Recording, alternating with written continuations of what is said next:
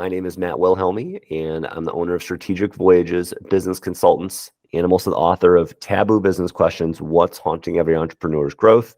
Today, I am joined by Mary McKeown-Christie of Maven Marketing Solutions. She's a fractional CMO for mid-cap and enterprise corporations with over 30 years of senior-level marketing experience. Mary, thank you so much for joining me again. Thanks for having me, Matt. So in our first couple of episodes, we talked about this SaaS company that was doing about $60 million in revenue, and they knew that they wanted to do more. I don't think they really knew how to get there. They were certainly trying, but they needed somebody like Mary to come in and fix their company's marketing. And so we already talked about some different issues that they had in brand management. They didn't have a great CRM tool. They didn't have a real great handle on maybe a strategy for their marketing budget and in their marketing team. They weren't very collaborative with sales. And you also mentioned that they didn't really understand the purpose of marketing. And so maybe we'll get into some of that in this episode. We were talking about, just really briefly over the break, this concept of what's the science behind marketing? We touched on it briefly when we started to talk about those specific situations that people are in and maybe the psychology of it. But I'm curious, when you use the term science of marketing, Mary, what does that mean to you? Thank you for asking. I actually learned about that term by another firm here in Austin, and I loved it. And I told them I'm stealing it because it absolutely is a science. So what it means to me is being able to boil down a strategy, create the budget, do all of this tactical stuff that needs to get done that we know is going to actually affect change for the company and drive revenue and growth. That's one thing. But the science of it, to me, is the recipe, the formula. And it takes a while with every company to really figure that out because the audiences are all different, right? So once you figure out, hey, as an example, if I throw an email together because we have a campaign for yada yada, and in this case, it was a SaaS company, and they had a particular offering for a particular area of commercial real estate management that did not exist. And we know that if we send an email out, that if a salesperson calls to follow up quickly within ideally within 24 hours, if not sooner, just to touch base and check in. Hey, we sent you out an email. It's usually an educational email. Just wanted to find out if you had any interest, if you want to talk about it. We had a huge response rate, 90% response rate that, thank you for calling. Yes, I'd love to talk, because people get really busy and, your inboxes are a catastrophe, 5,000 emails, it's ridiculous, right? So when you show personal attention and you're not nagging and you're not hijacking their cell phones, which drives me crazy in today's day and age, it leads to an opportunity. And then you have to work the opportunity, and you have to have all of the right pieces from marketing to help work that opportunity if you're a salesperson. And then you need to give feedback to marketing so the marketing understands what more you might need. And marketing realizes we have to have an omni-channel approach, right? You can't just expect people to find you on your website. You have to get out there in a large number of ways. And in today's day and age, it's YouTube and social media and email and websites and direct marketing and advertising and sponsorship promotion and speaking opportunities and webinars and the list goes on and on and on. You have to meet your targets where they are. And in order to do that, you have to really understand the audience better. So it becomes a science because you're really trying to figure out, look, I don't have $100 million. I have $2 million to spend, and I have to grow this business $20, $30 million, if not more, a year. How am I going to do that? You really have to come hone in your craft, and it becomes a science. Well, if I spend the money here, how's that realistically going to trigger the right kind of opportunities for my sales team if they can't support it? If it's too much, if it's too big, it has to be realistic. You have to really understand the inner workings of your team, because you can have champagne dreams on a beer budget. But I don't want beer results. I want the champagne. So how do we make this happen? And It takes a little while. I'd say anywhere from 3 to 6 months. Sometimes it takes longer, just depending on the the structure of the company and the players.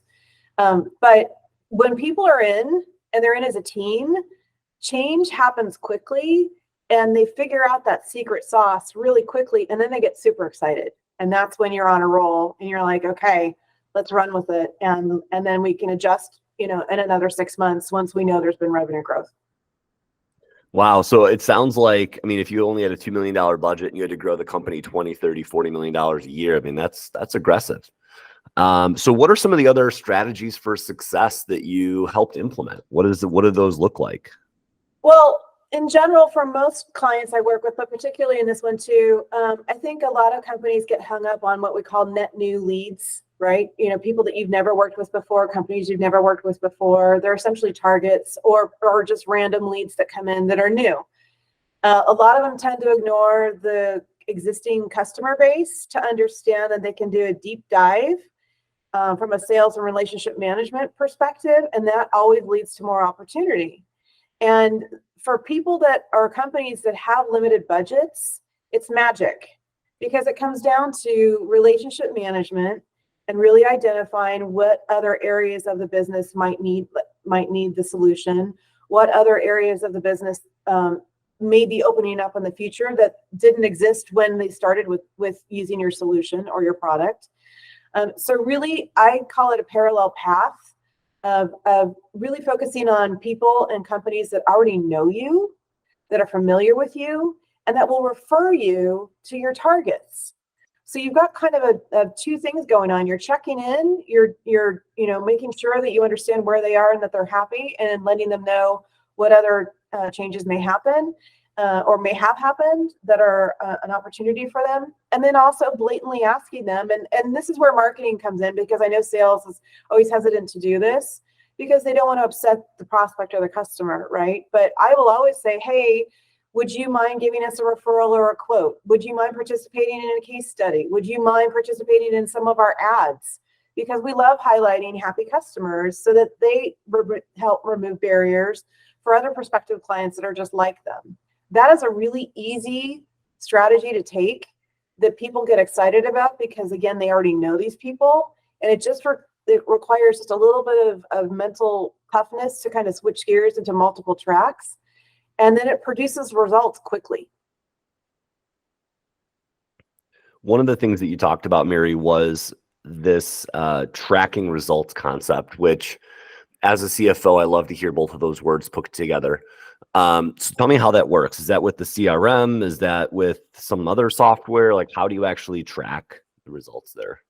Okay, so you're definitely looking at multiple different things to track results. And I think it's really important for marketing to meet with the CFO and the sales leadership to talk about all the different areas that we do want to track, because the data comes in a variety of different ways and in a variety of different solutions. So as an example, if we wanted to understand what happened with our advertising, there's print advertising, and there's direct mail, and there's direct email, and then there's digital, just emails, right, that are going out, or social.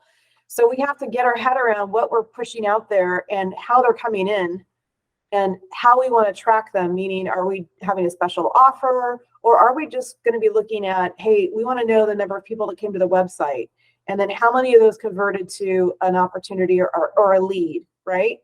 Because then I know that my messaging is working. I want 3 clicks max. I want to do push. I want to pull them in, and I want to get them in that funnel quickly. And then I want to look at, okay, so where are we in the sales cycle? Is there a good sales funnel? All of these are different considerations from different areas of the business. And then ultimately, was there a win? And then if we're losing, why are we losing? What's happening there? But that data can come in from the website. It can come in from Google Analytics. It can come in from the CRM itself, which is going to track the sales cycle. But then there's the financial part of the close rate, which is where the CFOs tend to enjoy working with me, because I know you can sign a contract for $5 or $10 million, but you're not going to get paid for 6 months or 3 months or 12 months or something ridiculous where the salesperson's trying to give away the farm. I'm like, wait a second. No. No.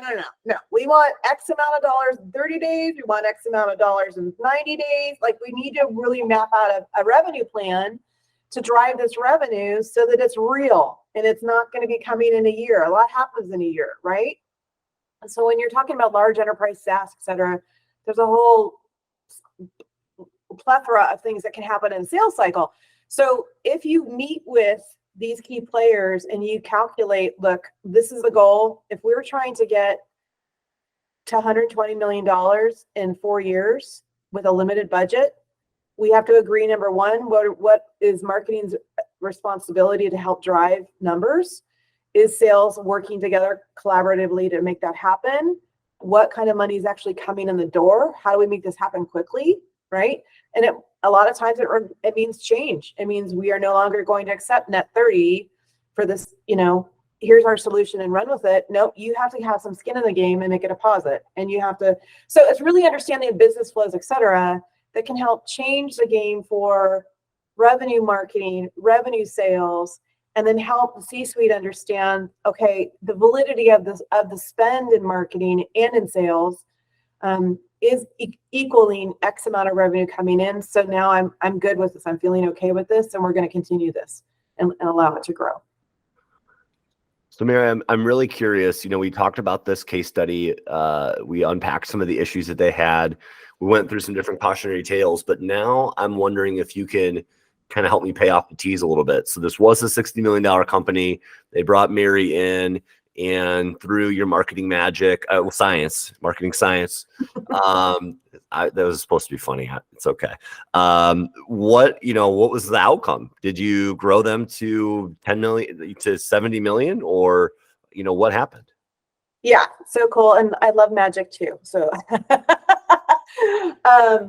yeah, so we were given a goal of 120 million revenue in 4 years, and we got there in 2.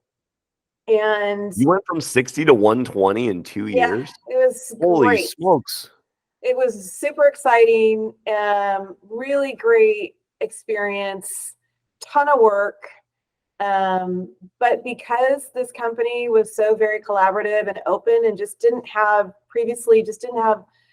a game plan and a strategy really to pull it all together, we were all able to do that. We were all in, and their senior leadership was very strong, and they treated their people very well. So it was really nice to see this really very strong team effort pay off. And given that it was a while ago before a lot of these digital marketing opportunities existed, some of them did, but it was much more limited.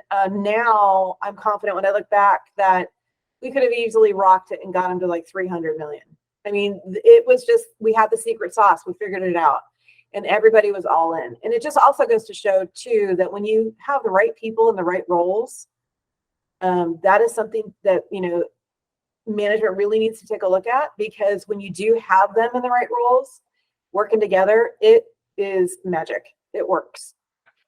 Yeah, I would imagine there's a lot of collaboration needing to happen between some of the leaders in this enterprise, because just from the finance department alone, you're going to need an additional staff person, probably 2 or 3, going from 60 million to 120. I mean, that's not just like stay late every other Friday. This is like, no, there's probably 1 million times more work. Maybe not 1 million, but there's a considerable amount more work that needs to be done in each department: operations, fulfillment, maybe even digital budget for legal. And so, Mary, I think you're uniquely qualified. I don't know too many other fractional CMOs who also have an MBA. That's pretty impressive. So I'm sure you got to use, some of the things you learned in MBA school on the job in this particular instance, getting the collaboration to happen, getting the other leaders of their respective divisions to kind of talk, because even if you did all, which it sounds like you did a fantastic job, there's no way that the company can go from a 60 million to a 120, keep that sustainability, that run rate going that high without each leader in the company just being united in that mission. So I tip my hat to you. That sounds like an extraordinary amount of work. Thank you. Yes, it was a lot of work, but I loved every minute of it. Well, almost every minute of it. Depends on the day, but no, wait, it was a great experience. And I will say, having the business background mentally and understanding the whys and the hows and what these different roles considered or thought about, right? You know, because the CEO doesn't really care how we get to the number. They just want to get to the number. And I need to know, I do care about how we get there and how much money it took us to get there, because I want to keep it affordable and reasonable. And the CFO doesn't want to spend and burn money, right? So everybody has their own concerns in the business area, but figuring out how to make all of that work together as one big happy family is, it can be a challenge. But again, when you have the right people in the right roles, it works great. So Mary, the last thing I want to ask you about is a little off the cuff, just because I think that you can handle it. So if somebody wanted to work with Mary and, you know, they found this video and they're like, oh my gosh, I need to hire this woman. She took this company from 60 million to 120. You know, hopefully she can do the same thing for me. Number one, like, what's the best way to get in touch with you? But number two, and maybe this is the more important question, what does working with you look like on the front end? Is there a questionnaire you have people fill out? Is there a form on your website? Do you have like a list of questions you ask them? Is it just more of a first conversation? You kind of see where it goes. What's that first step look like for you? Well, thank you. Well, the first thing is, I want to have a discovery call to understand what they're trying to accomplish and why am I here? Be honest with me and tell me what's happening so that I can identify really, really quickly if I can help you or if somebody else would be better suited for this, because a lot of it comes down to experience. So for instance, if somebody wanted me to get involved in a B2C, you know, business to consumer retail, I'd be the first person to say, yeah, I understand how to do that at a high level, but I haven't had hands-on retail. And I would be way more comfortable with you working with somebody that did, because having that really lower level experience of working in it and understanding where the landmines are is invaluable. It's invaluable to the CMO. It's invaluable to the client so that they don't waste money, right? I'm unfortunately highly ethical. So I really care about my clients and I view myself as a partner with them. Many of my clients have been with me 7, 9, 10 years. And I want them to know that I'm in it to win it.